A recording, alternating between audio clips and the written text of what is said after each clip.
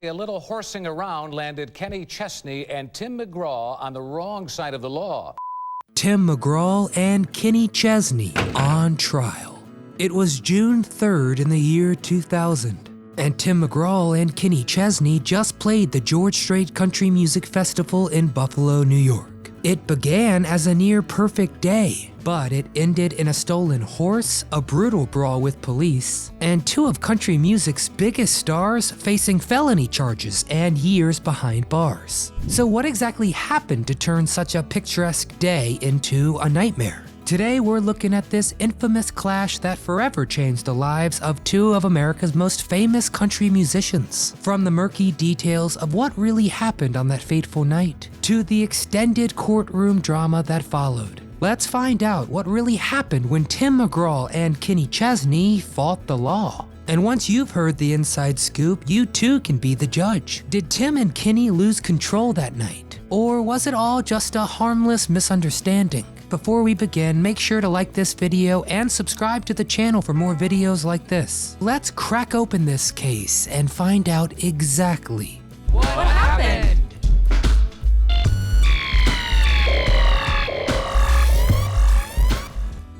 Before the violence. The story of what really happened on June 3rd, 2000 is the story of how two best friends, two ostensibly peaceful, family-oriented men, found themselves somehow fiercely battling the police. So let's go back to where it all began, 1991, when Tim Mcgraw and Kenny Chesney first met. The two were both fledgling professionals, playing small clubs and getting rowdy when need be, when they crossed paths at a Nashville diner. The ink on Tim's Curb Records contract was still drying, and Kenny hadn't even signed a record deal yet. The two bonded over their fierce competition as songwriters, but more importantly, their close bonds with their family, as they both struggled with reconciling their often anarchic lives of hardscrabble musicians. And as their careers bloomed, so did their friendship. The two frequently toured together. Kenny Chesney even opened for Tim Mcgraw on a 2001 tour. Mcgraw even bought Kenny a swimming pool. So it was nothing out of the ordinary when they both played the George Strait Country Music Festival in New York. Of course, both Tim and Kenny shared admiration for George and his music. So playing this festival was a dream come true for both of them. But while the festival went smoothly and was a place of joy and music, nobody was prepared for what came next. The account of what happened that night is disputed. So first, let's look at the police's account of what happened on that night. The police report. All right, according to the cops, Kenny, Tim, and members of the crew were milling around outside the stadium after the show. Now, the concert had been a spectacular success, and the musicians were no doubt searching for more excitement. Due to the ensuing chaos and the reputation that country singers often are hard drinkers, most sources assumed that Kenny was drunk and looking for trouble. So what happened was Kenny was speaking to the daughter of a police officer, a big fan of his music. So he asked her the question we all want to ask. Pretty please, can I sit on your dad's police horse? And that was the last kinda peaceful moment before serious trouble ensued. Kenny, who knew his way around a horse, took off at a gallop, as Kenny Chesney wasn't content with a county fair pony ride photo op, and he galloped right into another group of policemen who were not aware of the previous agreement, legitimate or not.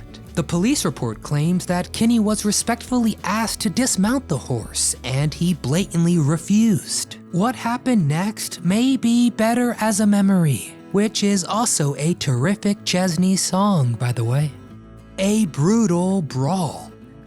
The group of officers engaged in a tactical maneuver to remove Kenny from the horse. But this is when Tim comes in, and Tim Mcgraw, possibly a little tipsy from a big day of performing, began grappling with that second officer, allegedly putting him in a chokehold from behind. Now, Tim was just helping a friend, but what the police saw was a country star believing himself to be above the law, assaulting a uniformed police officer to assist his friend in disobeying said police. Well, things calmed down. No, of course not, they escalated. Mcgraw's manager jumped in to protect his client, and a full-on brawl ensued. Quite simply, all parties, including the police, were quite bloodied when they left the scene. And when the dust settled and the horses galloped off, Tim Mcgraw and Kenny Chesney were in a whole lot of trouble. Next thing they knew, they were in front of a judge who arraigned them.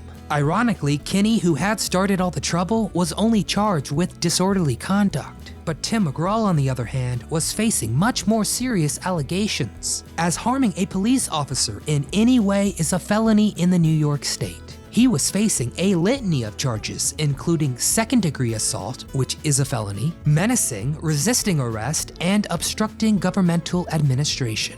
Everyone who worked with these two stars asked themselves, how could this have happened? But what if that wasn't the whole story? What if that wasn't really what happened that night? All rise. So the judge in this case wanted to crack down hard on Kenny and Tim. One could say he wanted to make an example out of them.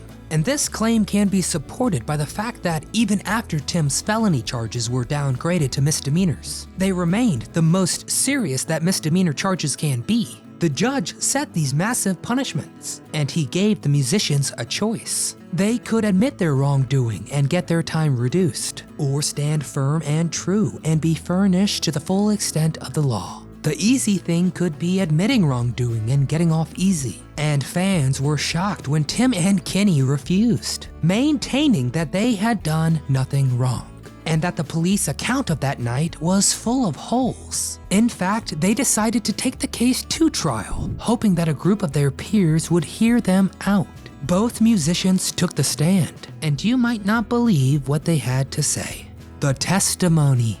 When the story first broke, it was assumed and reported that Kenny was, as musicians tend to be, drunk out of his mind. But Kenny Chesney disputed this point, saying he was in full control of his faculties. The allegations of drunkenness, he said, only served to make him look unstable and dangerous. But he claimed it wasn't true at all. Kenny's next assertion was about the permission he had gotten to ride the horse. The police claimed he took advantage of the policeman's daughter, twisting her words for his own benefit. But in reality, he said he had gotten full permission from the daughter and her father to ride the horse. Finally, Kenny claimed that the second group of officers misunderstood the reality of the situation, and he said they had not diplomatically asked him to get down from the horse, but instead bum-rushed him like he was a common criminal. The jury was shocked. Next, Tim took the stand. He gave his interpretation of what happened that night. According to the cops, remember, Tim had violently ambushed the officer from behind, choking him to the ground. But Tim Mcgraw claimed that he had merely pushed the officer. From his point of view, his best friend, who he believed had gotten permission to ride that horse, was being violently attacked because of what he believed was a misunderstanding. And as a loyal friend, he claimed it was not just his right, but his duty to protect his pal. Tim Mcgraw finished, and there was nothing left to say, as the rest was up to the jury. Jury duty.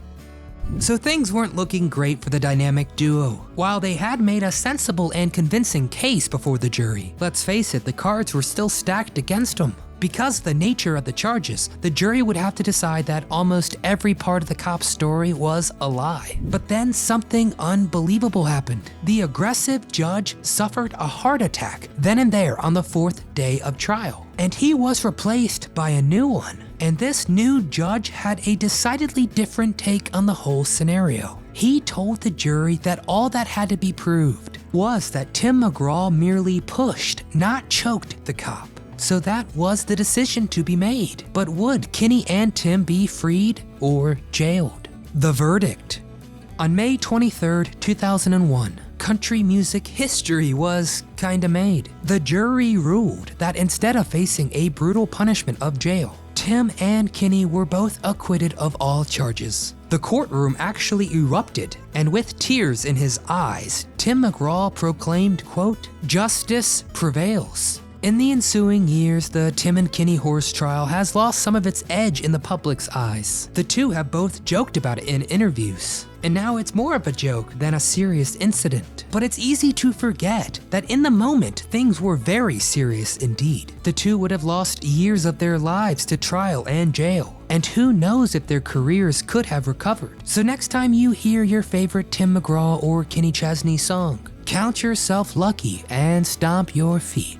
Alright, enough of me, now it's your turn. Get in the comments and tell me your favorite Tim Mcgraw and Kenny Chesney songs or whole albums. Who out there has seen them live? Was anyone actually at this George Strait festival? Get in the comments and tell me all. If you enjoyed our case, please give it a thumbs up, it really helps. Subscribe to the channel and come back often so we can keep telling you what happened.